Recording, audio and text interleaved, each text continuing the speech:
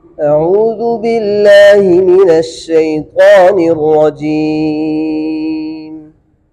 بسم الله الرحمن الرحيم. والعاديات ضبحا فالموريات قدحا فالمغيرات صبحا فأثرن به نقعا فوسطن به جمعا إن الإنسان لربه لكنود وإنه على ذلك لشهيد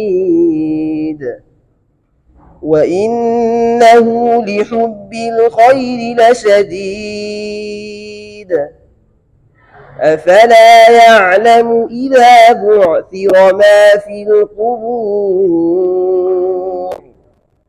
وحصل ما في الصدور